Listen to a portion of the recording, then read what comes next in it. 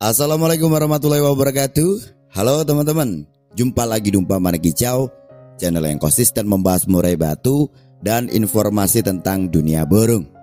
Oke teman-teman, gimana kabarnya? Semoga teman-temanku semuanya dalam keadaan yang baik, selalu diberikan kesehatan, kebahagiaan, diberkahkan rezekinya dan dimudahkan segala urusannya. Amin. Teman-teman, ngomong-ngomong soal Victor, saya rasa semua pemain khususnya burung murai batu ya menginginkan burungnya berkarakter, yaitu Victor, petarung. Tetapi banyak pemain yang mereka pusing menghadapi burung yang ke-Victoran. Tahu nggak? Burung yang ke-Victoran, terlalu Victor nih loh teman-teman. Jadi kalau burung terlalu Victor ini kan banyak orang tuh ngeluh burungnya sulit disetting. Ternyata karakter Victor dan ke-Victoran ini juga berlaku pada manusia. Pemain yang Victor terkesan memang keren ya. Wah, dia main di tiket-tiket besar. Ya, dia juara. Dia berani main ke event-event besar. Ya, pemain seperti ini, yang Victor seperti ini ya, tentu saja ini kan sudah mengukur bagaimana burungnya dan juga keuangannya. Sudah diukur ya, di minutes lah ya, sebelum dia melangkah. Oke lah. Nah, untuk pemain yang ke-Victoran itu seperti apa? Ini saya ada cerita nih ya. Saya punya teman, orangnya tuh ke-Victoran. Ya. Sebenarnya dia tuh sering dapat burung bagus.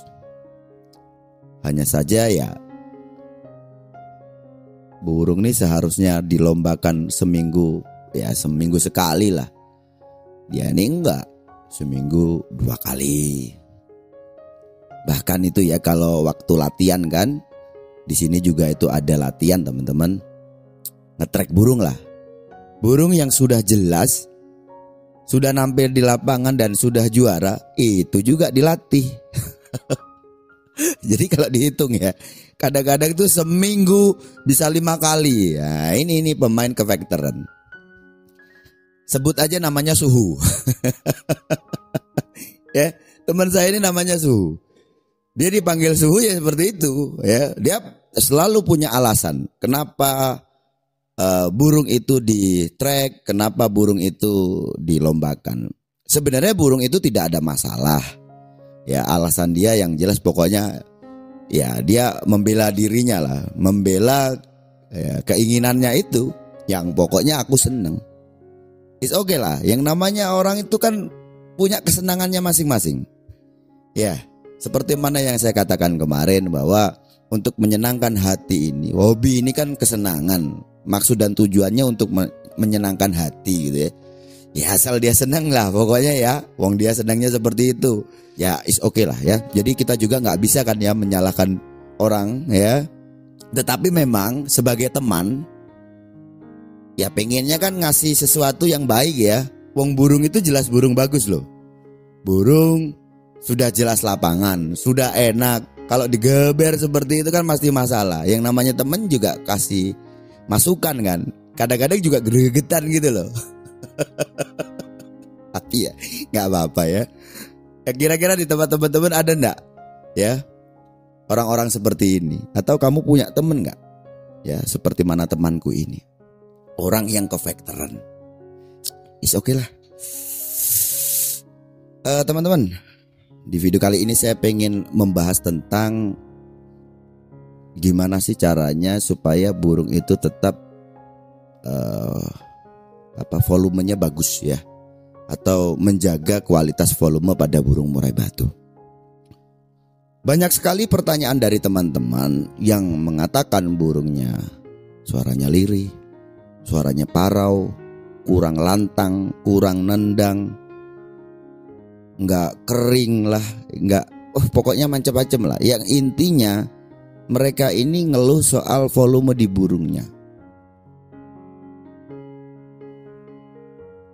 Gampangnya itu mereka itu bertanya pada saya, gimana caranya menambah volume atau meningkatkan volume pada burung murai batu.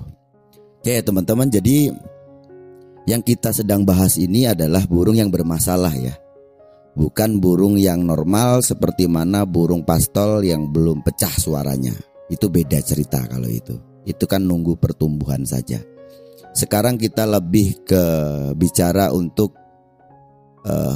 bagaimana upaya kita untuk menjaga ya, untuk mempertahankan kualitas suara di burung kita itu. Ingat, yang namanya volume itu sudah jatah. Ya, jatah. Seperti mana suara saya seperti ini. Terus ada lagi ya, kamu juga suaranya kan berbeda-beda. Kerasnya suara juga berbeda-beda setiap individu. Ya kan, ada yang nadanya rendah, ada yang nadanya tinggi. Burung juga begitu. Saya ini kalau ditanya soal gimana caranya menambah suara gitu ya, meningkatkan suara, selalu saya katakan kepada teman-teman, ya bukan hanya burung ya. Karena saya tahu itu nggak ada ya obat untuk supaya nambah yang tadinya nilainya 5 jadi 10 gitu kan. Ini kita bicara normal ya, bukan mengobati burung yang sakit atau mengobati burung yang bermasalah dengan suara ya. Ini burung yang normal, yang memang kualitas suara dia itu tingkatannya levelnya 5, pengennya nambah ke 10 dengan memberikan obat. Itu ya saya bilang itu sesuatu yang gak mungkin. Kalau obat itu ada, karena saya tahu itu gak mungkin ya, jadi malah enggak untuk burung, saya minum sendiri. Iyalah. Untuk apa Bang Sanda? Ya suara saya biar tinggi, biar kencang. Jadi biar suaraku itu nyampe semua. Semua lagu bisa aku nyanyikan gitu ya. Jadi bukan burung, aku malah yang minum. Ya karena aku tahu gak ada itu obat. Nah kita ini gak usah terlalu mengandai-andai lah.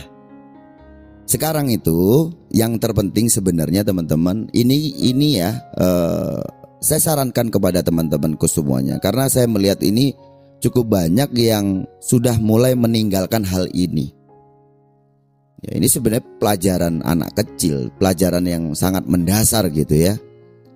Dulu waktu kecil ya kita mungkin dikasih tahu sama orang tua, dikasih tahu sama guru, sebelum makan kita cuci tangan, jaga kebersihan. Supaya apa? Kita nggak sakit kan begitu ya. Ya, itu kan pelajaran anak kecil. Nah, di burung ini teman-teman, banyak orang sudah meninggalkan gimana caranya menjaga kebersihan di burung itu. Contohnya, kotoran memang dibersihkan tapi tidak dicuci. Sangkar berdebu. Kerodong ya beli untuk selamanya. Jadi udah dibeli pakai nggak pernah dicuci untuk selamanya. Kira-kira teman-teman ada nggak yang merasa seperti itu? Ya, ada nggak?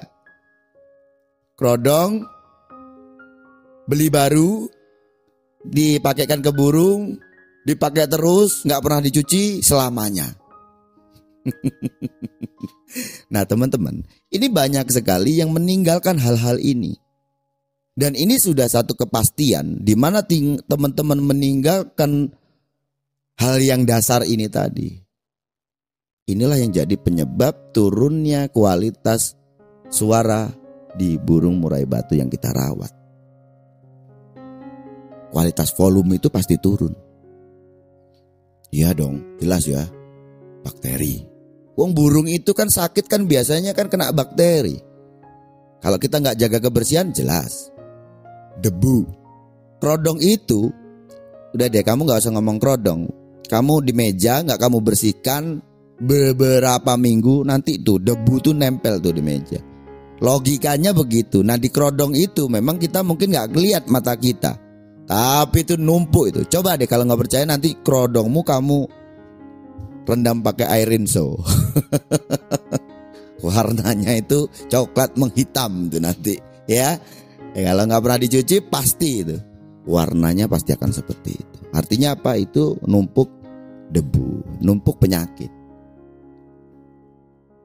Ya, daripada teman-teman pusing untuk burung saya gimana nih suaranya supaya bagus, supaya tambah sebagai, mending teman-teman fokus untuk ini aja dulu. Nah, untuk yang lain baru kan juga kan masalah serak di burung itu kan banyak ya yang jadi penyebab, seperti mana penjemuran terlalu lama ya, umbaran yang berlebihan, makan yang mungkin EF yang kurang berkualitas, kroto yang basi, jangkrik yang gak kasih makan. Nah itu kan juga bisa jadi penyebab burung volumenya, kualitas volume itu jadi menurun gitu loh ya. Nah oke lah, orang memang sudah banyak melakukan hal-hal seperti mana penjemuran tidak diberikan terlalu lama, terus jangkrik sudah dipakan ya, kualitasnya bagus, kroto juga kroto baru. Oke lah, ini umum, orang ini sudah lakukan ini. Tetapi banyak aku melihat orang tuh malah meninggalkan hal yang sepele, seperti mana menjaga kebersihan itu. Dan ingat ya, itu bukan hanya untuk menjaga kualitas volume, tetapi juga macam-macam nih. Burung yang biasa turun-turun itu ya, itu biasanya juga pemain itu kurang bersih dalam membersihkan sangkar itu ya. Itu burung biasanya turun-turun itu. Nah, akhirnya jadi penyebab baru, ya kan? Kutuan. Awalnya burung kita memang nggak punya kutu, tetapi lama-lama kena kutu. Karena apa? Kerodong yang dipakaikan ke burung kita itu terkena kutu. Dari mana Om? Dari teman kita. Kita ini biasanya waktu gantang, entah waktu gantang, waktu kita latihan ngetrek gitu ya, kerodong itu biasanya ditumpuk. Nah kebetulan burung temanmu itu tadi ada kutuan, burungnya nyabul, nular tuh nanti. Ya, intinya begini teman-teman. Ini adalah sesuatu yang sepele sebenarnya, tetapi percaya deh omongan saya. Kalau memang teman-teman pengen burungnya punya kualitas volume yang bagus sesuai dengan jatahnya, ya, jadi tidak ada masalah soal itu. Daripada nantinya bicara tentang obatnya, inilah itu, mending jagalah kebersihan itu. Mulai dari dasar sangkar itu kamu bersihkan tiap hari. Terus untuk sangkar kalau berdebu kamu cucilah paling tidak sebulan sekali lah ya. Terus untuk kerodong itu juga kamu cuci, paling enggak ya sebulan 2 kali lah ya. Ya semakin sering juga semakin bagus. Intinya seperti itu. Gitu ya teman-teman ya. Oke lah teman-teman ya. Oh ya, nanti teman-teman tulis aja di kolom komentar YouTube. Kalau kamu punya teman, sebut namanya yang sifatnya kefaktoran seperti mana yang saya sebutkan tadi ya. Sebut aja namanya. Mungkin Prapto. Ini temanku Om, orangnya kefaktoran. Sebut namanya ya. Oke lah, saya rasa cukup sekian. Sukses selalu.